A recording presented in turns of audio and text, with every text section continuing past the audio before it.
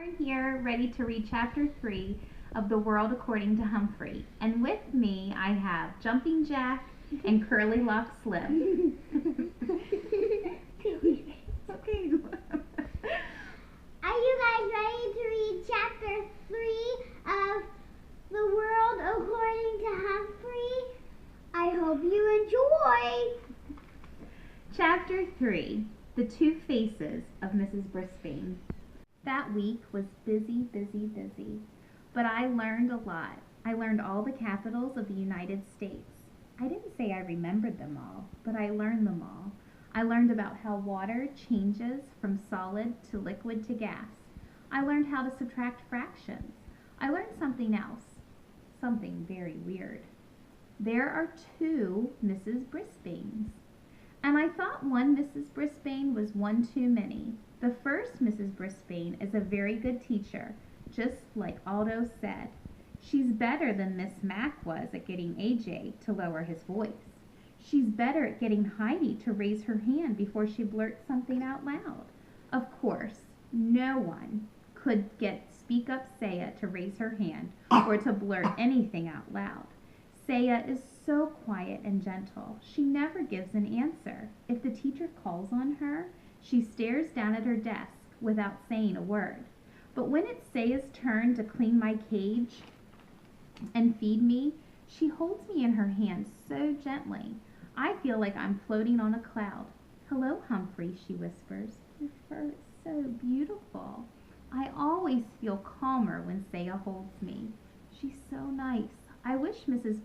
Brisbane would leave her alone. Miss Mac hardly ever called on Saya once she realized how shy she was, but Mrs.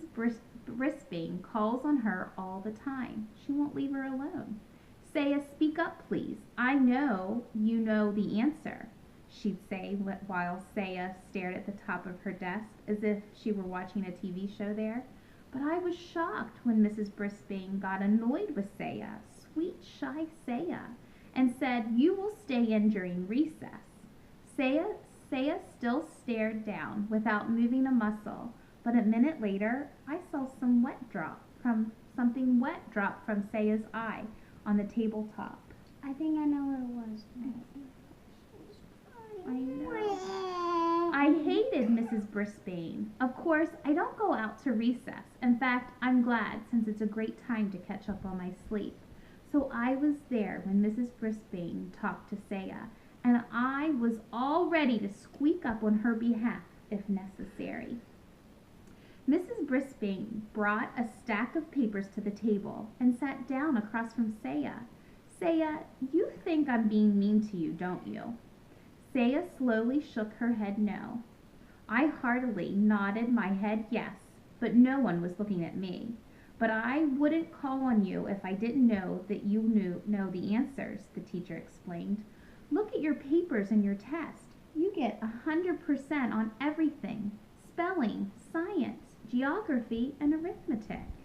Your vocabulary is excellent, but I have never heard you speak. Can you tell me why?" I checked my notebook and I was pretty impressed. I only got 85% on the last vocabulary test. This girl is smart. Saya did not speak. "Saya, I'm going to have to send a note home to your parents. Maybe they can help me figure out what to do," said Mrs. Brisbane. Saya looked up, very frightened. "No, please," she said. Mrs. Brisbane looked surprised. She reached over and patted Saya's arm. "I won't send a note now, if you'll promise to try." Saya looked back down at the desk and nodded. "I'll tell you what, I won't call on you if you promise that sometime within the next week you'll raise your hand on your own and answer the question. Is that a deal?" Saya nodded very slowly this time. "You have to say it," Mrs. Brisbane told her. "Deal," Saya whispered.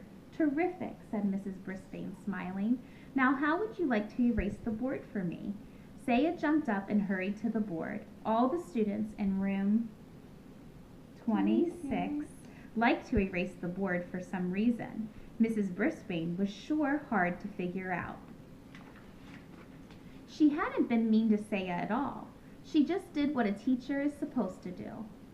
I liked this Mrs. Brisbane. I even liked the pink blouse she had on. But at the end of the day, when the students were gone, the second Mrs. Brisbane came back, the really scary one. She straightened up the room and came over to the window to close the blinds.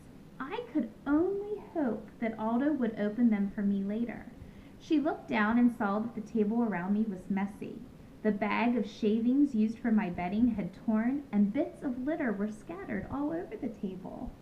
Garth had done the cleaning and left the lid off my treats box. The whole table looked untidy. "Good grief," said Mrs. Brisbane in a very unhappy voice. I decided to take a spin on my wheel. Usually that cheers people up, but not Mrs. Brisbane. She started to clean the table, getting paper towels and cleaning spray, and muttering to herself the whole time. "Not my job," she grumbled. "These children are not responsible, and all I need is somebody else to take care of. Some rodent." Nobody says rodent quite the way Mrs. Brisbane does. Then she looked down at me with angry eyes and said, "You are a troublemaker, and somehow I'm going to get rid of you." No. Then she grabbed her purse and her papers and she stormed out of room 26. For once, I didn't mind being left alone. I didn't even mind the tick, tick, tick on the clock. I was just glad that the second Mrs. Brisbane was gone. I was worried about what she'd said, but I kept my mind occupied by practicing my vocabulary words until the light was completely gone. If Saya got 100% correct, why couldn't I? Then I sat and waited.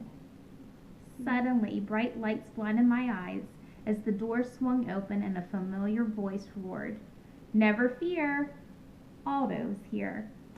Aldo rolled his cart over to my cage and put his face right down next to mine. "How's it going, Humphrey?" he asked.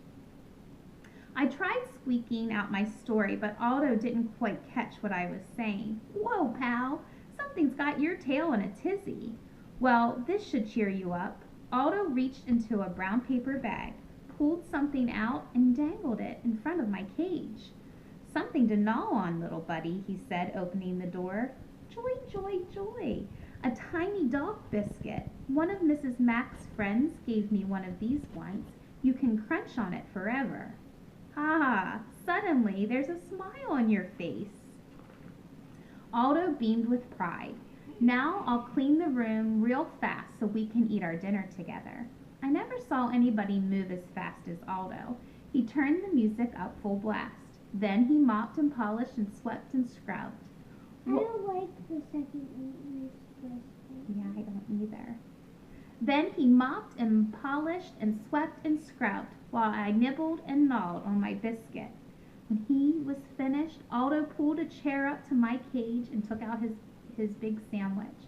"You know, Humphrey, some folks might think I'm crazy, talking to a hamster. But you're better company than a lot of people." "I know. Here, have a nice salad. It's good for you." He tore off a tiny piece of lettuce and pushed it through the wires of my cage. "Thank you," I squeaked. "You're welcome," said Aldo. So what were we talking about last night? Oh yes, loneliness. You know, I have friends, Humphrey, but during the day, when I'd like to do something, go bowling or to a movie or something, they're at work. And when they want to do something, I'm at work. Of course, there's the weekend, but I usually see my family, you know. My brother and his family, my nieces and nephews. I got a big family. Suddenly, Aldo bopped the side of his head with the palm of his hand. "Whoa, Humphrey, I never told you. My nephew, he's in your class. Richie Rinaldi. He sits over there." He pointed to the far side of the room. "He always has the neatest desk in the class. He'd better, or he'll hear from his uncle. Do you know him?" "Of course," I squeaked. "Repeat that, please, Richie. One of the nicest boys in class." But he mumbled a lot and usually had to repeat something 2 or 3 times to be understood. Aldo crunched his bag and tossed it into the trash can. "Well, I'm out of here. You know, they got a frog in room 16. He's not good company like you are. He sings nice, though. Sing? I'll sing for you, Aldo, I thought. Squeak, squeak, squeak. Don't worry. I don't like him nearly as much as you, my friend, Aldo said. He opened the blinds to let the light in. Just as he was going out the door, Aldo said, "See you next week, Humphrey." Next week? A cold chill came over me. Tomorrow was Friday, when Miss Mack was in room 26. She took me home for the weekend. But if Mrs. Brisbane didn't take me home, I'd have 2 very long days and nights with no one, not even Aldo, to feed me or chat with me. Even worse, what if Mrs. Brisbane did take me to her house? What fate would await me there? I had plenty to keep me busy the rest of the night, worrying about Mrs. Brisbane and how she planned to do away with me.